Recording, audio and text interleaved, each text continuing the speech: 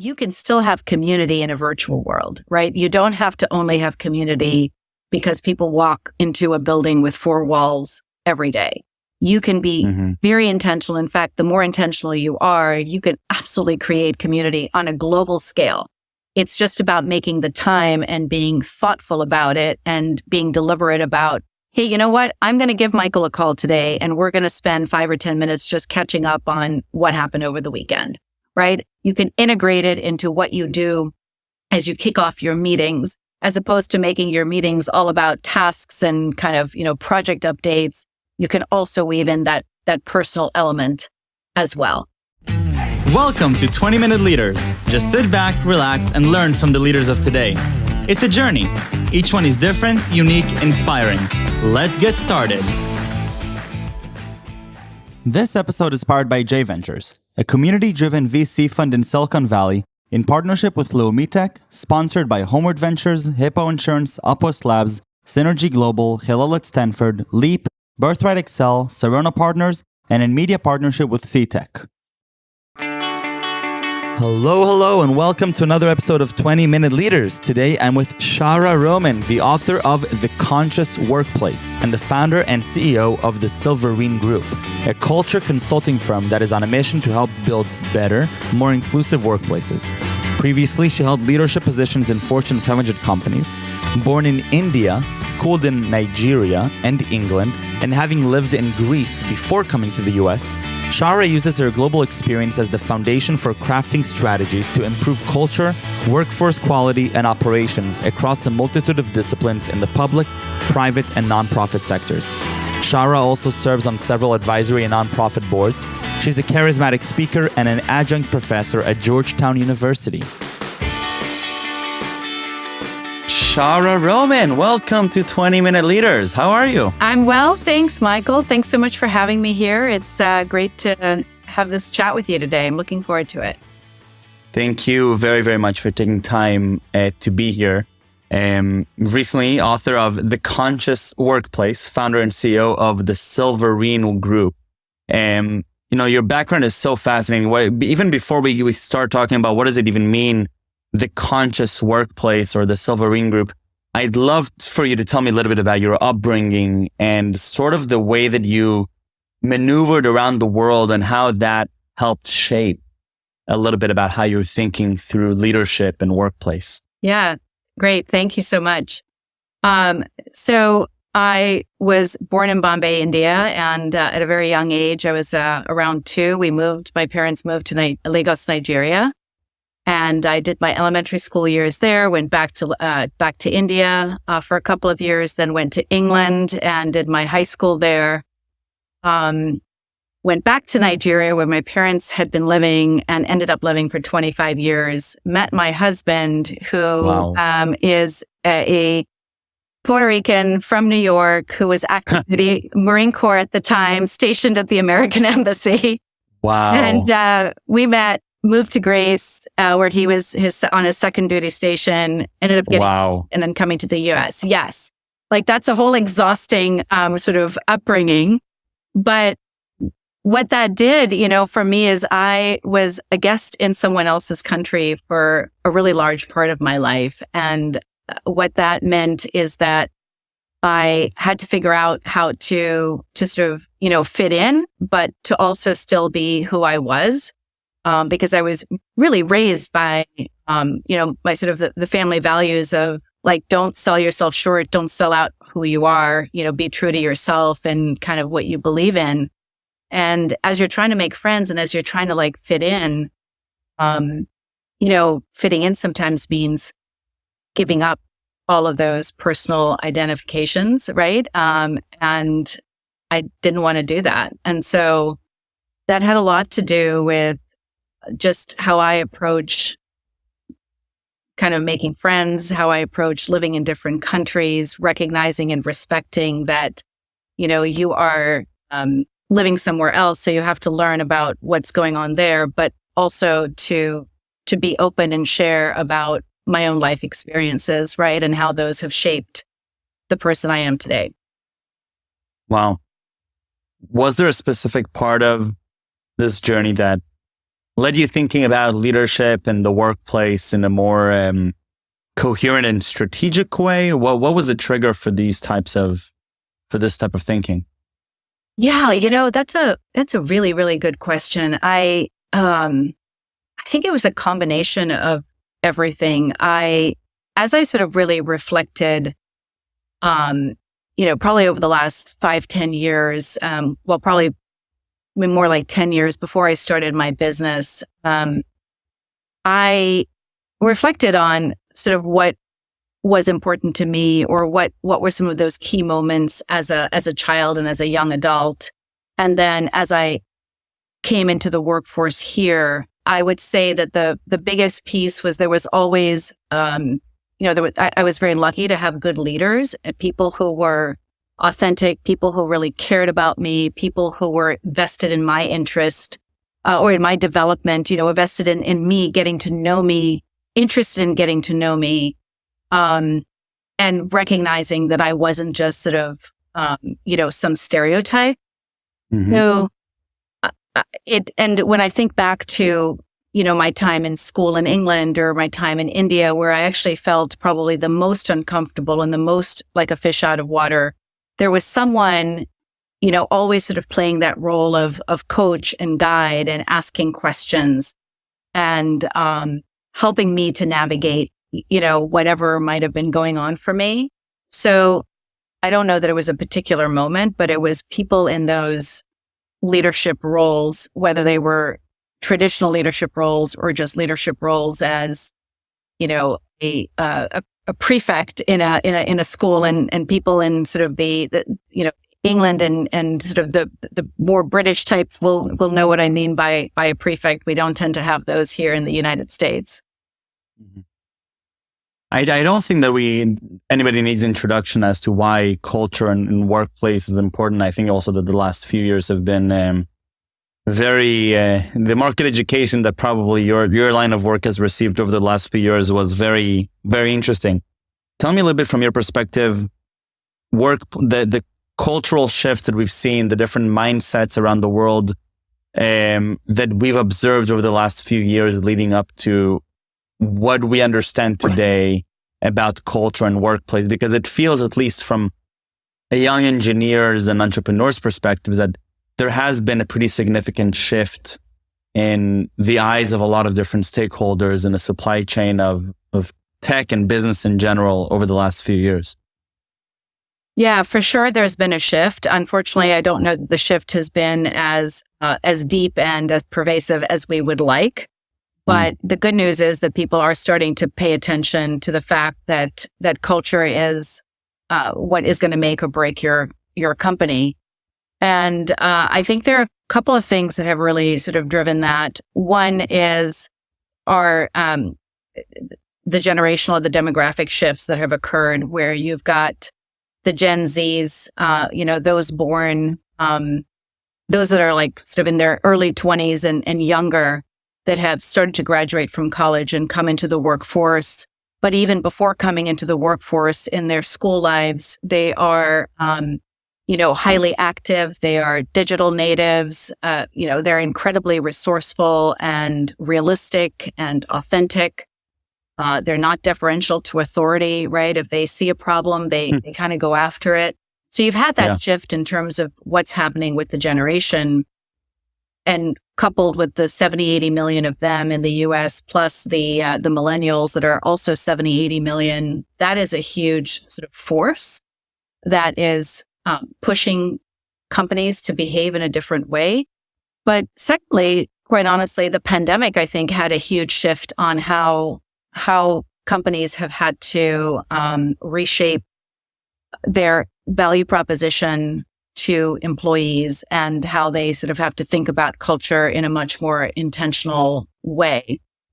With the pandemic, right, we've seen increased levels of burnout and increased levels of stress, and the fact that people are really driving kind of the talent shortage, right? Because people are not just taking jobs to take a job. They're actually realizing that they have a choice, and that they are going to exercise that choice and that ability to decide who they want to work for, where they want to work for, how they want to work. So I think those two big confluences have really shifted the conversation. Now, do you feel that because a lot of people have been talking about, the burnout and stress leading to a lot of different cultural shifts, was that because people were working longer hours or harder during COVID, or was COVID and the shifts that it brought with it sort of opened the eyes of people, and that all of a sudden were asking themselves questions that they weren't asking themselves before? I think it's both, right? I think we are working harder and longer than we did before. So all of this talk about, productivity being up during COVID, it's up because everyone's working probably 20, 30% more than they were before. The lines between life and work have blurred completely, right? And, if you're working from home, it's like not everyone has a dedicated office. So their office is, a corner of their dining table or a kitchen table. So it's very hard to sort of switch off and put those boundaries on.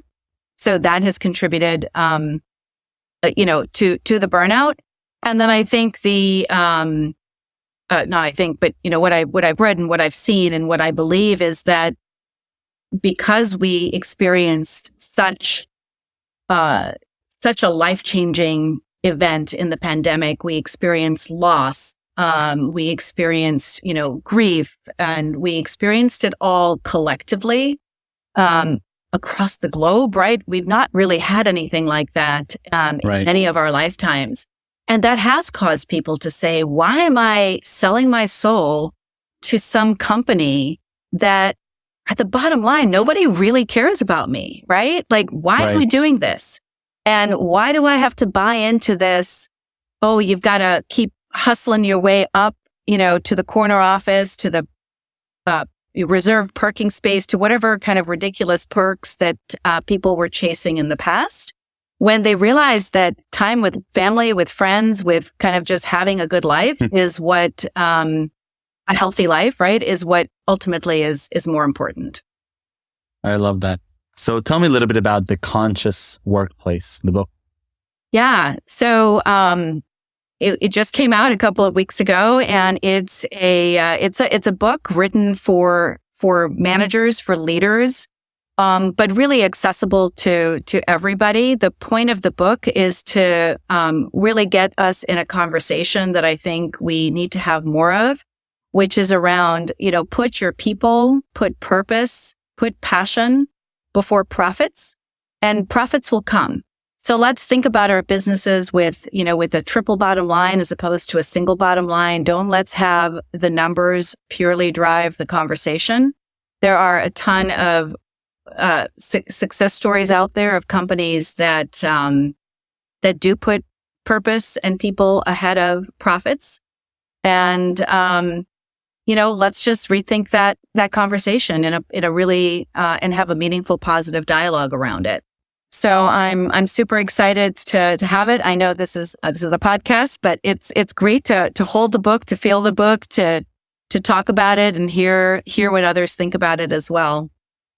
So I'd love for you to share some insights from the book on different ways that we can be proactive in given that we understand the importance of the messages here, what are some things that, young entrepreneurs, tech leaders, business leaders can do to really take a step forward in the right direction with everything that we just talked about? Yeah. So I think first of all is really kind of getting in the right mindset, right? That we have to recognize, and as you all are, young entrepreneurs coming into the workforce, or kind of leading different organizations, you don't have to necessarily follow the blueprint that was there before. That is about sort of hierarchy and control and sort of super structured and non-collaborative workplaces. You can really create a new paradigm, and you can really recognize that the workforce that we have today that comprises of women, of people of color, people with varying disabilities and abilities, and, people from all walks of life, that we have huge talent potential at our disposal. So think about things sort of differently, and think about it differently from the context of inclusion. And then as you as you think about your organizations and as you're building a company, be conscious of what is the kind of culture that you want to have. Because as you start, it may not really be that big of a deal, or it might just be a handful of people in a room. But as you continue to grow, you will get a culture, whether you are intentional about it or not. So you probably want to be conscious about it, be intentional, think about your values, think about how those are going to come to life. How are you going to really drive purpose and connect people back to what you do? Second, create a sense of community in your organization. Community is super important for us. We want to have friends at work. We want to feel that we're connected to, a greater good. We want to feel that we're working with people that are also kind of, moving with us and kind of rowing that boat in the same direction. So create that sense of community. Third, I would say, think about your talent, about nurturing and cultivating your talent. At the end of the day, we are knowledge workers, and what we have is in our brains and is sort of walking out the door, so to speak, whether it's the kind of the actual door if you have a physical office, or the virtual door, right? If you're virtual. But you really want to think about how are you going to cultivate how are you going to nurture your talent and help grow them and help really get to know people. While they might be helping advance your business, they're also human beings, and you're going to get more out of the people and end up being more successful as a company if you are really committed to, growing and developing the talent that's on your team. And finally, I would say, really foster that ownership mentality. So ownership can come in a couple of different ways. It can come in terms of owning a piece of the company, whether it's through equity or, a profit sharing model, or in an employee stock ownership plan, whatever that might look like. But you can also create ownership through empowering people to make decisions, through, including their ideas and perspectives as you develop the strategy, where you can really lean into a coaching mindset versus a directing and a telling mindset, where you're democratizing decisions and being transparent. All of those things create that sense of ownership where people feel they are fully bought into what you're doing and they feel that they can influence the future direction of your organization. And as a young entrepreneur, you want everybody on your team, right? You want them all rooting for you and helping you succeed.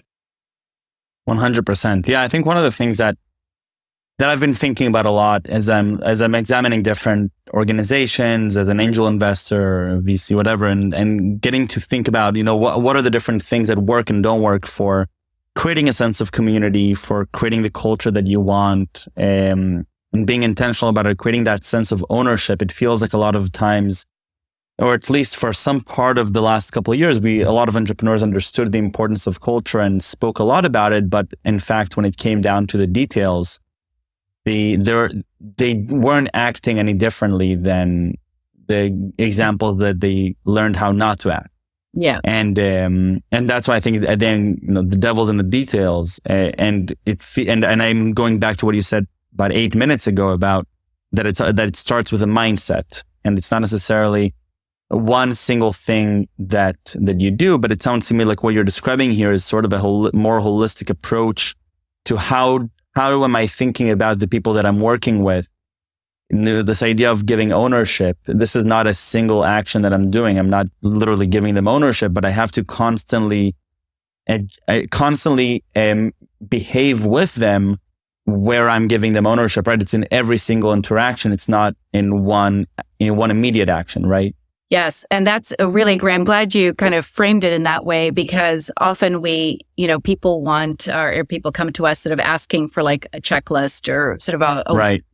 Like, I want this to be sort of done, by the end of next month. It's like, It's sort of a journey, you can use it as a weight loss journey or a healthy health journey, right? Like, just because you eat the apple today, does not make you any healthier than you were yesterday, but it's about a lifestyle change. It's about thinking about how you're going to do things in a much more holistic way. And it's also not about, Michael, it's not about copying what other people are doing either, right? Because that's the other kind of quick fix. Oh, well, Google has been so successful this way, so I'm just going to do what they do. Well, sure. Not going to work. Yeah. And I do want to underscore one piece that you mentioned about community that I probably forgot to mention earlier is that you can still have community in a virtual world, right? You don't have to only have community because people walk into a building with 4 walls every day. You can be very intentional. In fact, the more intentional you are, you can absolutely create community on a global scale. It's just about making the time and being thoughtful about it and being deliberate about, hey, you know what? I'm going to give Michael a call today and we're going to spend 5 or 10 minutes just catching up on what happened over the weekend, right? You can integrate it into what you do as you kick off your meetings, as opposed to making your meetings all about tasks and kind of, project updates. You can also weave in that personal element as well. 100%. Shaara, I have one last question. It's the $1 million question here. Why do you do what you do? Well, I want to help build better workplaces, right? At the end of the day, 85% of our workforce is globally is disengaged, which means they're not jumping out of their bed every morning to go to work. And if there's something I can do by working with the companies that we do and new ones and more organizations to build better workplaces where people can be their full selves, where they can feel included, where they can be creative, where they can innovate, we're going to help not just those individuals and the organizations, but we're going to have a much broader impact on the communities we live in as well. And that's what charges me up. Incredible. I love it. Shaara, thank you so much. This was so enjoyable. Wishing you best of luck with the recent launch of the book and with the rest of your with the rest of the impact that you're making in organizations. It's such an interesting topic that thank you, Michael. It's been really fun chatting with you. Thanks so much. Yeah, I really appreciate it, and stay safe and stay healthy. Thank you. Yeah, you too.